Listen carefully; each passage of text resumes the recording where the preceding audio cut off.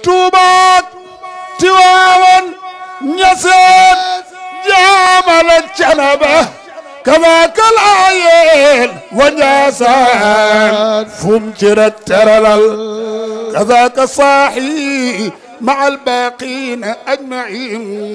yow foo fi gis kenn ci ñoom fonkal yéen ñi safoo ak kóolute di seetaan chaîne bi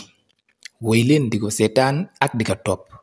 ndax seen cofeel mooy sunu mbégte te li gën a neex mi ngi ci sunu kanam. Tivaouane 7 TV.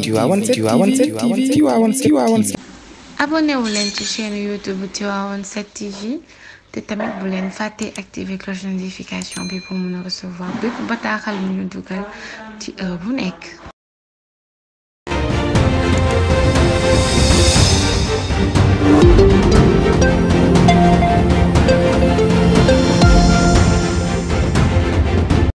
gis ngeen liggéey bi nga xam ne Alaaji Ndiaye Ngalgou mu ngi koy def fii ci Tivaouane toj miir yi nga xam ne moo nekk Tivaouane yëpp di ko defaraat Alaaji loo ci mën a wax. Abdoulaye Ndiaye Ngalgou jàmbaari Serigne Babacar Sy jàmbaari Serigne Abdel Al Amin liggéey bii nga xam ne ni ñu ko def ci esplanade jumaa Serigne Babacar Sy moom ci ndigalu xalifa général des Tidianes waaye bu ma nee ci ndigalu mbokk Tivaouane yëpp dama ciy jiital Serigne Moustapha Sy Al Amin ñoo ñëw fii tey amal liggéey bii ngir defaraat jumaa Serigne Babacar Sy ndax Serigne Babacar Sy Al Amin dama mës a dégg fii ci kër fii jëlal kër gu ma man la waaw fii waaw Serigne Abdou Aziz Al Amin nii ñaar rek lay ñaan yàlla bu ma ko amee bu yàlla jëlee sama bakkan bii du ma ko laaj pourquoi mu ni mooy ban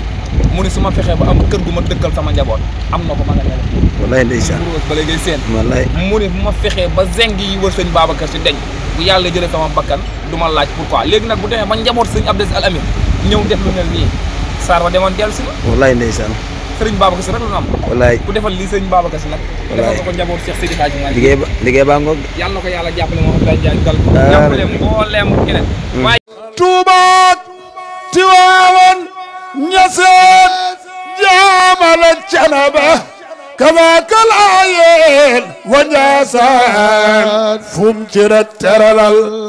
kazaaka saaxi ma'al baaqiina ajma'iin yow foo fi gis kenn ci ñoom fonkal yéen ñi safoo ak kóolute di seetaan chaîne bi woy leen di ko seetaan ak di ko topp ndax seen cofeel mooy sunu mbégte te li gën a neex mi ngi ci sunu kanam. Tivaouane 7 TV. abonné wu leen ci chaîne YouTube Tivaouane 7 TV te tamit bu leen fàtte activer cloche de notification bi pour mën a recevoir bépp bataaxal bu ñu dugal ci heure bu nekk.